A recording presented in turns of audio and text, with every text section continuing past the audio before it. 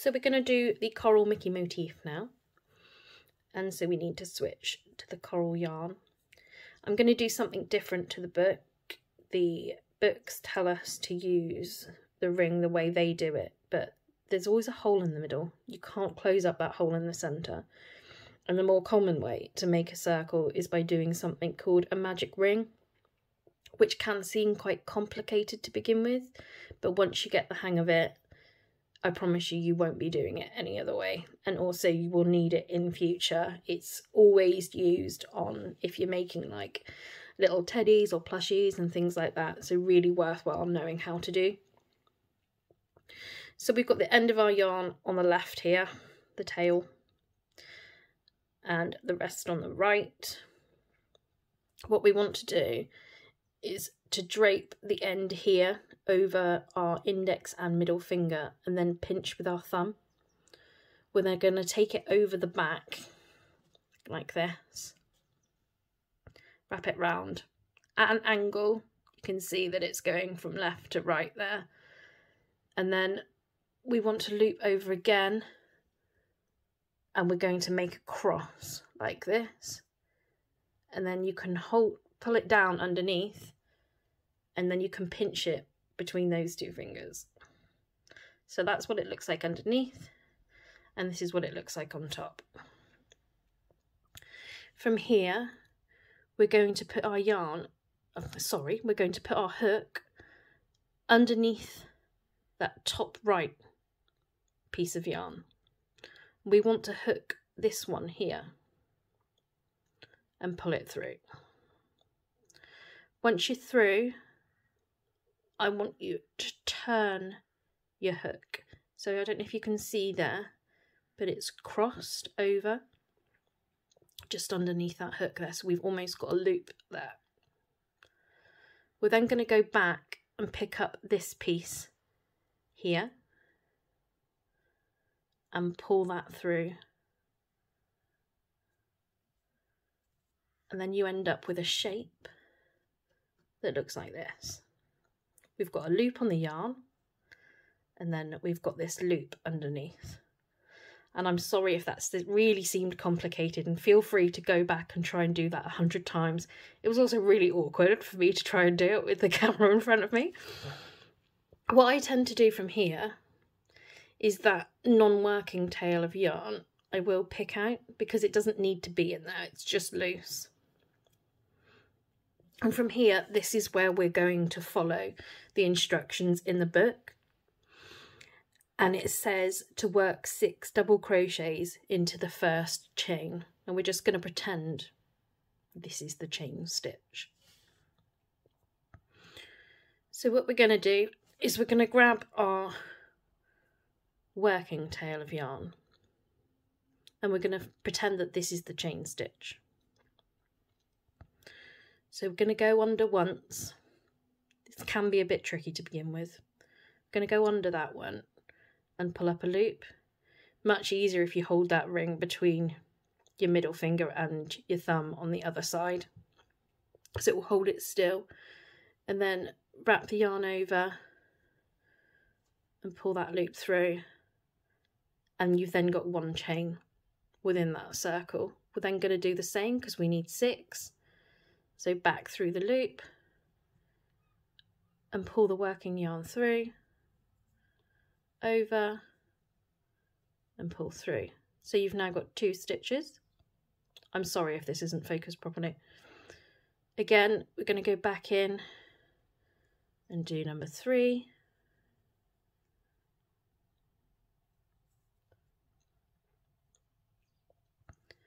And then 4.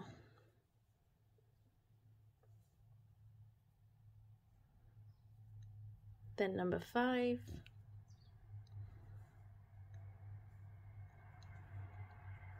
And then number 6.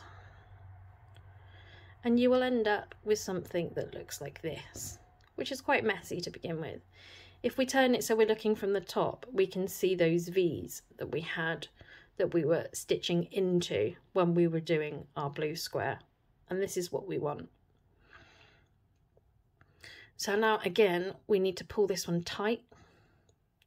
So we've not got that hole in the middle. So we're just going to pull this one, which is the non-working yarn, and we can tighten it as much as we want. And from there, that has closed that one up. And you can see your V's on that side, and then your centre should resemble something like that. And if we count, we've got 1, 2, 3, 4, 5. Sorry, that was really out of focus. So from there, if we count the stitches, we've got 1, 2, 3, 4, 5, and 6 there that we've done into that circle, and that is your end of your first row. Now normally I'd be telling you here to put a stitch marker in that first stitch here, and that will enable us to know where the first stitch is of every row.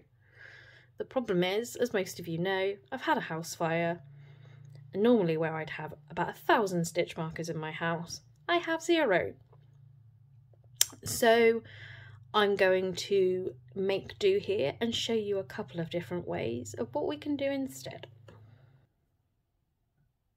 So my first option, and the one that I'm probably going to end up using, I'll show you now. We don't currently need the hook, so I'm just going to pull that loop away and make it long so I don't lose that loop, and put the hook down. And like I said, it is this end stitch here, the last V, that we want our stitch marker to go in. It's actually quite difficult to see it because the first bit of the V, which is just directly above my right thumbnail there, it's quite small, but then this loop here is quite long, so it's quite difficult to see that that one's a V shape compared to this V here, which is a proper V. So I'm just trying to bring it into focus. And then this one is less distinguishable as a V shape, but I can assure you we've got that little bit of yarn there that is just above my thumb, and then this long bit here, which is the other half of the V. So, safety pin, that is one option. We can go in and make sure, if you are using a safety pin, that you're grabbing all of the bit of yarn, because we want to obviously be able to go through it. This is actually quite difficult. It might not be focused when I do this, so I'm just going to go ahead and do that even if it's off camera.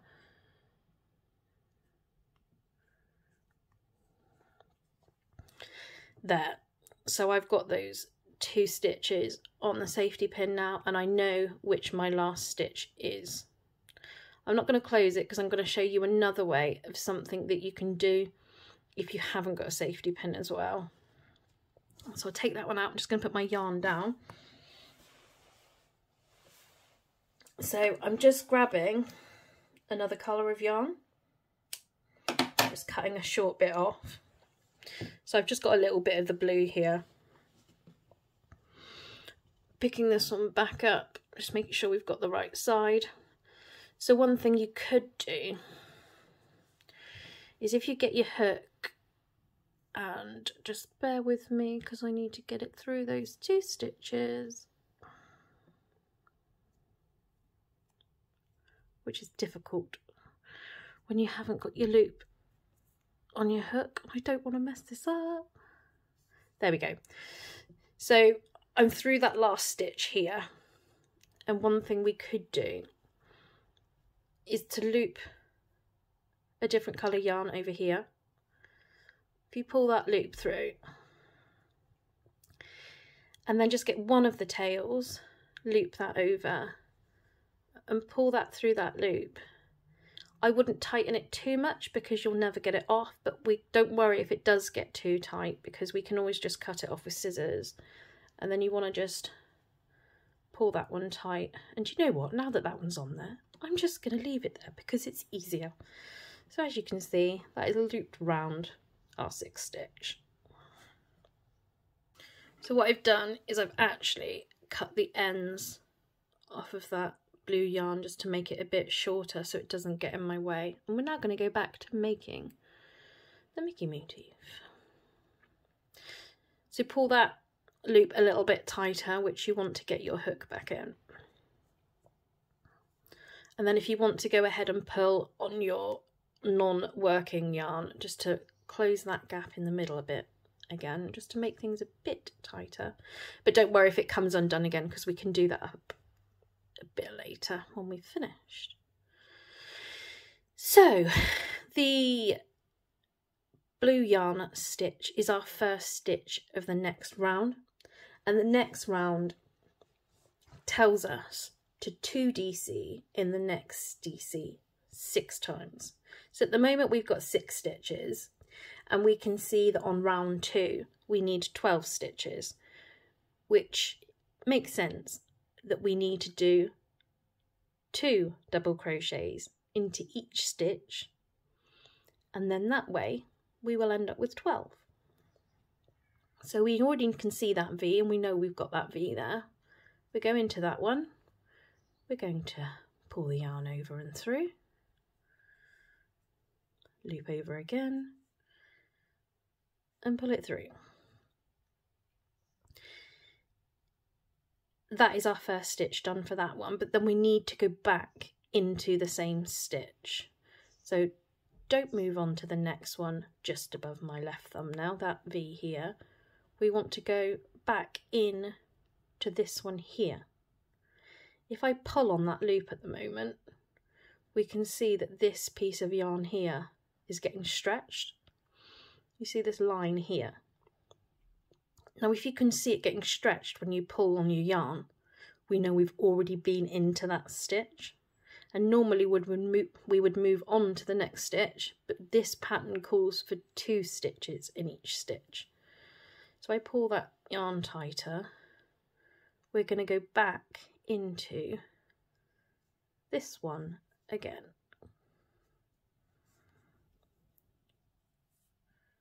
And we've got our second. We can now slightly turn it, and you can see that I've got that V there.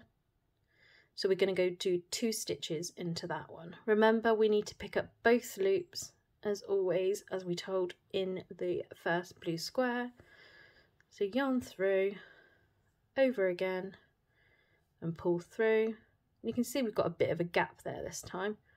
We're going to go through, pull the yarn through, wrap it over, and through again. So far we have done 4 stitches into the first 2 stitches that were already there. So another 2, we'll turn and go into this one, which isn't playing ball for me. 1 second, I need to make sure I pick all of that stitch up. There we go. So 1, and then see that gap there, we're going to go into that one that's just above the end of my hook. 2. So now we've got 6, we're halfway there. So 1 and 2.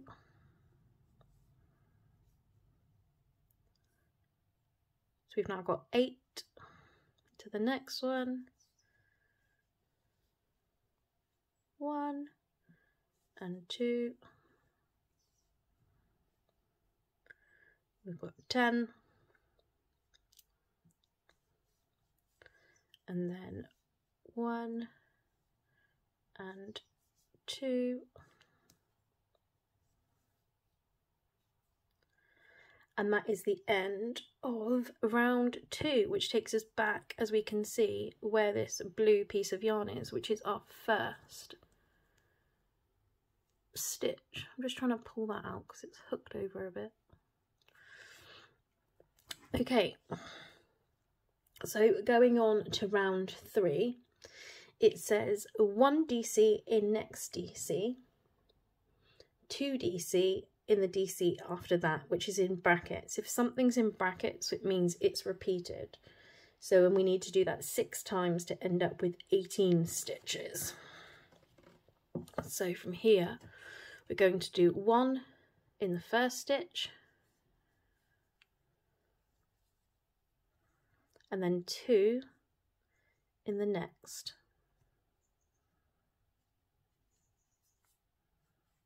One, and then 2 in that same stitch. Pull that through. Okay. And then we need to do 1 in the next one.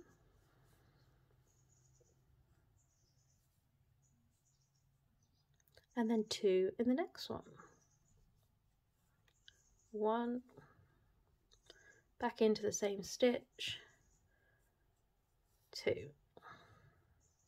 So far we've done 6 stitches, because we've done 1 and then 2 and then 1 and then 2, and we need to get up to 18 to get back to the beginning. So 7, and then our 2, 8, 9, 10,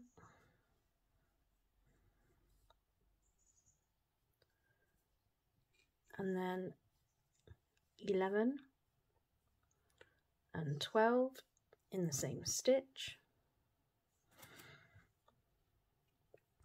and then 13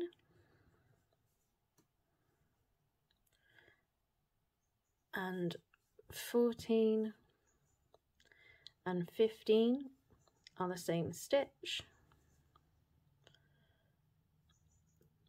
and then 16 is a single,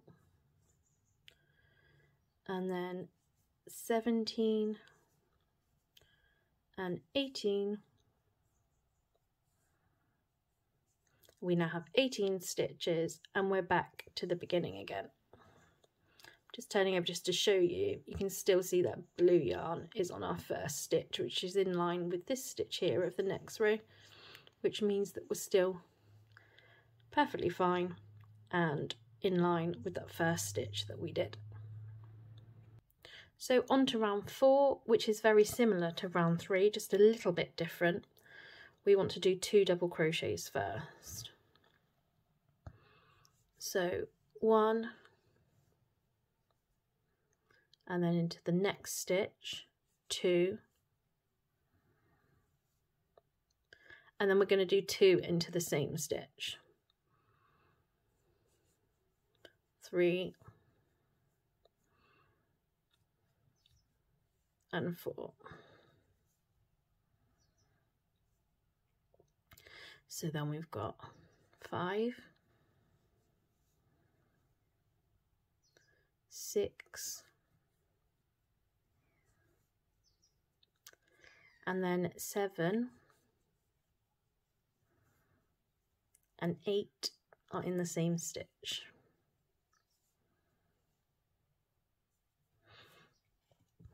So 9,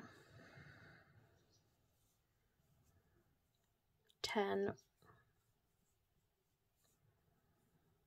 and then 11 and 12 are in the same stitch. 13,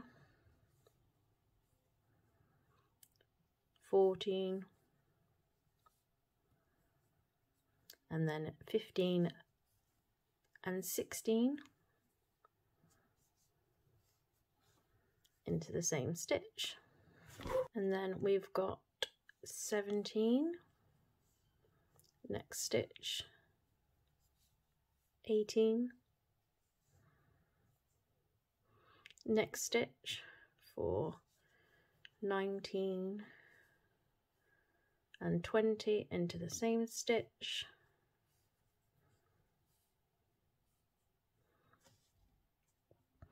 and then 21, next stitch 22,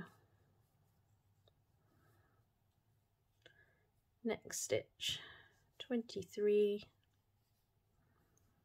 and 24.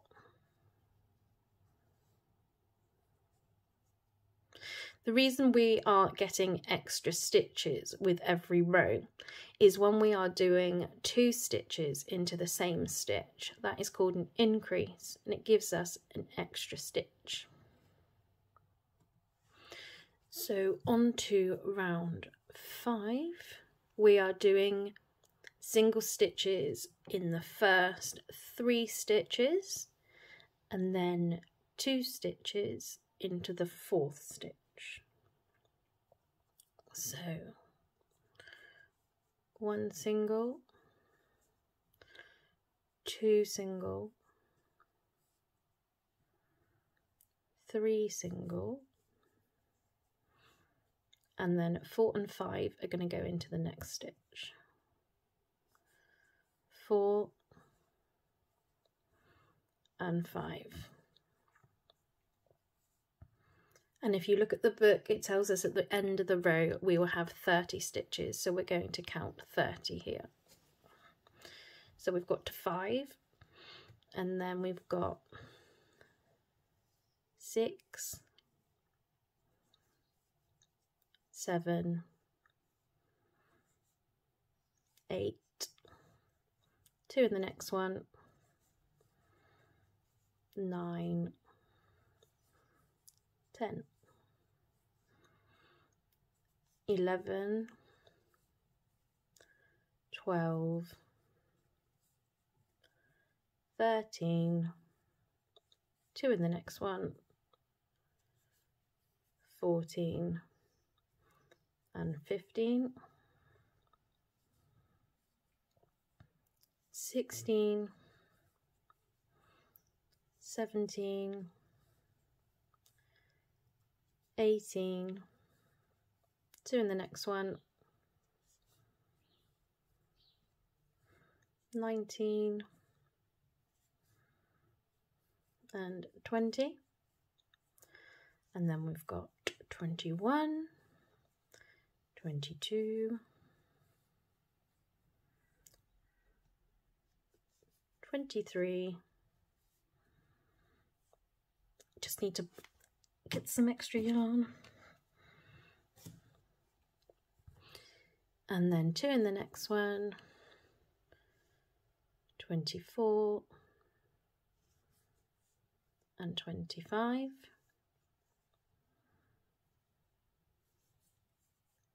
and then 26,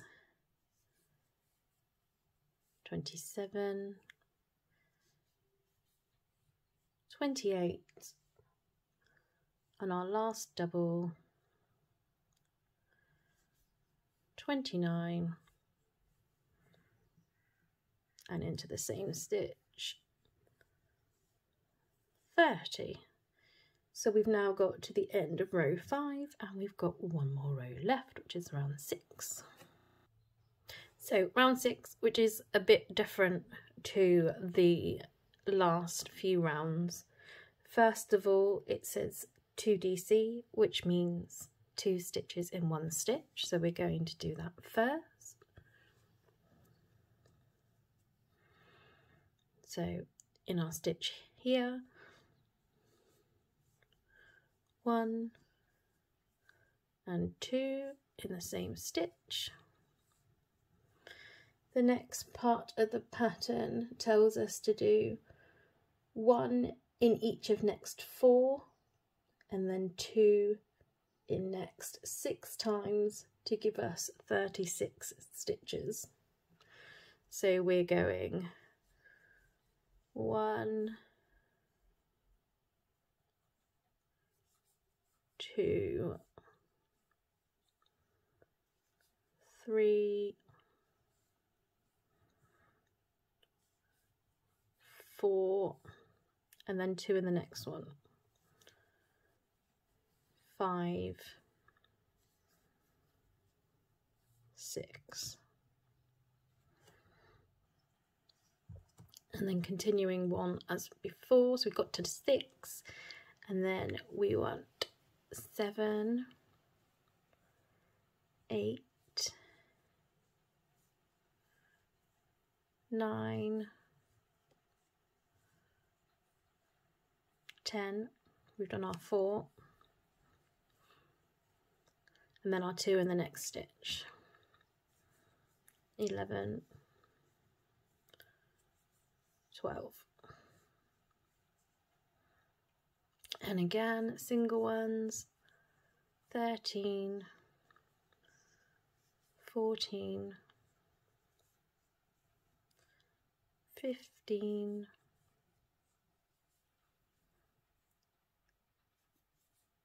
16, 2 in the next one, 17 and 18,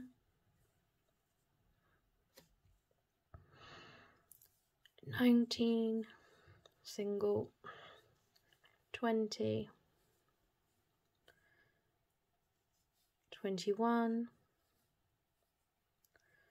22, and then 2 in the next, 23 and 24. Oh, I just lost my stitch. Bear with me. 24. Singles again. 25. 26. 27. 28. And then 2 in the next one. 29 and 30. 4 singles, 31, 32, 33, 34, and 2 in the last one, 35, 36, which takes us back to the beginning. But then it also asks for us to do 1 slip stitch in each of the next 2 stitches. Do those slip stitches, it is very similar to the double crochet stitch. Please ignore that extra loop that I've got there. That was a complete accident that will be covered up shortly. So a slip stitch is very similar to a double crochet, but only half the stitch. And so to do that, as we do normally, we're going to go into our first V there away from the hook, and we're going to pull that loop through. For our double crochet, I know we'd normally loop over and pull through, but we're not going to do that here. That loop that we've just pulled onto the hook, we're simply going to pull that one straight through. And that is a slip stitch. So we've got to do 2, so I will show you again. Where we've got our next V, we're going to go into that next stitch, pull that one through, and then just simply pull that loop straight through our working loop. And that is the main part of Mickey's head complete. I'm just going to pull that loop long so I can show you here, and obviously I don't want it coming unravelled. This is actually the back of our work. I can't tell you why. When I crochet, for some reason, when I do amigurumi, which is basically things in the round, I always end up with the back of the work in front of me. So if we turn it over, it is much neater, as you can see on this side. So what we can do then, as we've still got that hole in the middle, the end of the original bit of yarn that we used to make that magic ring, we can poke that in through the middle where we've got that gap, and we can pull that one through here. And then, like I said at the beginning, we can then pull that one tight so that circle is completely closed up in the middle now. That can occasionally come undone, so it is completely up to you. If you're quite happy just to pull that one as tight as possible and to leave it, you can. If not, you can work this piece of yarn, the non-working tail, loop it through one of the stitches beside it and tie a knot. as tight as you can, and it will stop it from coming undone all the time. I'm sure you can quite easily figure out how to do that, so I won't show you how. I'll show you slightly actually while I'm here.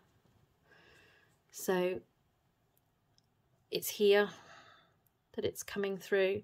So what I would simply do would be to go through any hole as close to where it's coming through as possible. Loop it over my hook, pull a hole through so you've got a loop there, thread that end through the loop and just pull that one tight. But just remember to close the circle in the centre before you pull it tight, because once you've got that knot in there, you're not going to be able to adjust it. So pull that tight, and if I pull that one tight, the centre won't come undone again then. We've got our full circle. I'm then going to take off this blue piece of yarn, which was my stitch marker. That one's gone. And now we can see we've got our full circle. We've still got this loop on here, so let's get rid of that. Let's turn it back over. It says you need a 20cm tail, and what that means, if I pull that loop a bit smaller, we just need about roughly 20 centimetres, and what we're going to use that is to sew this, make sure we can sew the red applique motif onto our blue square. So leave about 20 centimetres. Sorry, I just need to add in a little warning because I can't go back and change things for the next part of the video, where it says to cut a tail at the end of the working yarn once you have finished the main face of Mickey. Cut a 40 centimetre tail, otherwise you're not going to have enough yarn to go all the way around and sew it to your blue square.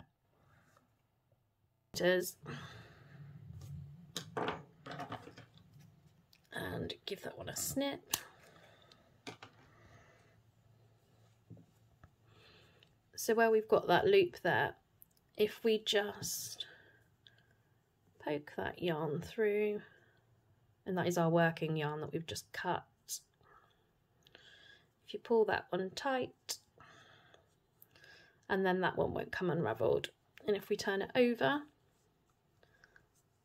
we've done our first circle. And you will find using the magic ring, like I showed you at the start, that you will have more of a circle too. So I'm really sorry, I'm running out of video space. So I'm not going to show you how to make the ears, because they are essentially exactly the same as making the main part of the face. And we will end up with 2 of them. I'm also concerned about using up all my yarn, because obviously we need to save the yarn for the rest of the blanket, and I've already made these parts myself, so I don't want to make extras. So to make the ears, what we are doing, starting off, go back to the start of the video, just mark or just make a note down here of what time you're up to in the video, so you know where to come back to. Go back to the start, do that magic ring again. That you then want to do round 1, round 2 and round 3, exactly the same as the face. When you get to the end of round 3, you need to do 2 slip stitches again, just like I just showed you before you finished off the main part of the face. And then you're going to fasten off in exactly the same way and leave a 20 centimetre tail at the end. So looking at the back of those pieces that we've just made, apologies, it says that we have to darn these centre pieces in. You've just tied them in a knot. You really don't need to darn them in. Just make sure you don't cut them too close to the knot, otherwise it will come undone. So I'm going to get my scissors. Make sure you cut the right piece. It's the centre piece we want to cut, not this side piece. So leave a couple of centimetres on there. Just make sure it doesn't go over the edge, because we don't want it hanging over when we applique it on. So I've got a couple of centimetres on there. I'll cut that bit off. I'll pull that as tight as I can just to make sure it's not going to come undone. And now we should just have the one tail bit. I'm now going to go ahead and off camera pin these into the centre of my blue square. Just before I pin them to my square, I've gone ahead and done the same with the 2 ears, cutting that yarn short in the centre. And there's the short bit in the centre here as well.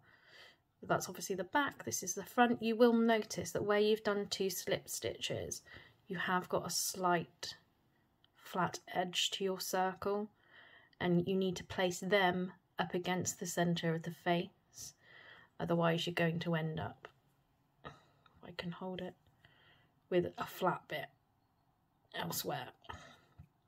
So make sure you use that line up against the face when you're pinning it to the blue square. When pinning your Mickey face onto your blue square, the best thing I could advise is turning to the Mickey Bunting page in the first book. And if you see just above Mickey, we've got a Mickey face there. Mickey faces don't look like Mickey faces when the ears are too close together, and it's natural to just put those ears close together because you assume they're going to be.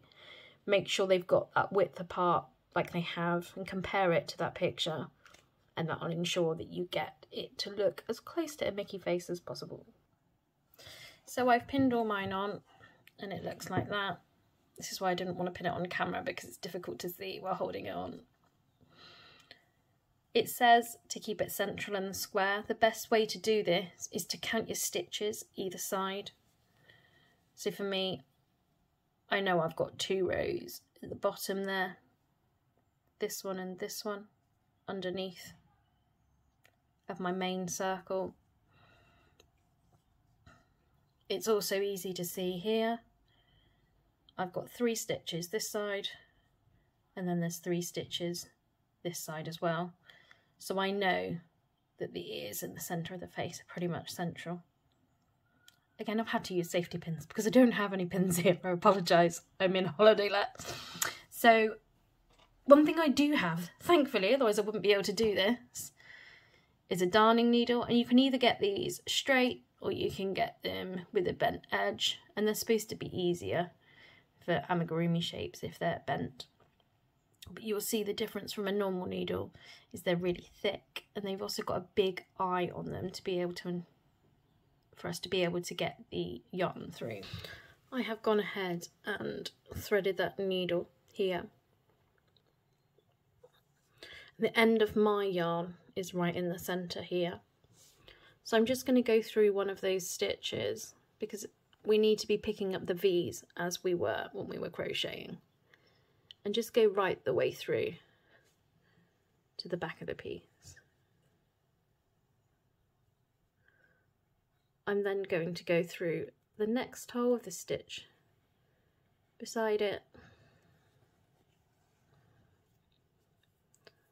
and then down through the other side, and make sure you are pulling it all of the way through to the back.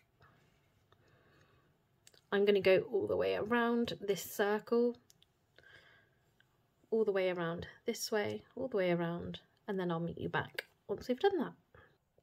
So I've gone all the way around on the circle now, and that one's on, and we're now onto the ears. I don't want it so that there can be a gap if we were to bend the blanket in any way, so the best thing to do is to join these 2 together. So where we've got that end of the yarn here, go through one of the stitches of the main face underneath and through to the blue on the back, pull it through, and then go up through the next stitch on your ear and pull that one tight, and then back again down through on the main face. If you pull that one tight enough, it will join those 2 together. So you don't need to worry about doing any more now in the face. We can now go back to as we were before. go up through that next stitch there on the ear and around every stitch to make sure that one's secured on. And then when you've finished, which I didn't say for the main one, make sure you leave your yarn at the back of your work and just tie a knot to secure it. So I have now finished my square. It is a bit curled up and we do need to do something here called blocking. I won't talk about that now, partially because I don't have anything to block it with. So it just makes sense for me to film that later on once I've received something to be able to block this with. You don't need a special, you don't need a particular piece of equipment, a special piece of equipment if you don't want to spend out on something. You can just use pins and like a cork board or a heavy rug or a carpet. Sadly, I don't have anything like that here, but I will come back to that. And what it involves is just pinning it in place on something and getting the wool wet so it stretches into place. But just for now, we have got our finished Mickey dead in the centre, if I can hold it without it stretching, of our square. So there we go, square one, and we're all done. By the way, if you've got this far, I'm really proud of you, well done, because that wasn't easy, especially the magic ring. So you can stop saying now that you're a beginner crocheter, because from here, the fact that you've completed all of this and you've completed your first piece of crochet, you're not a beginner anymore.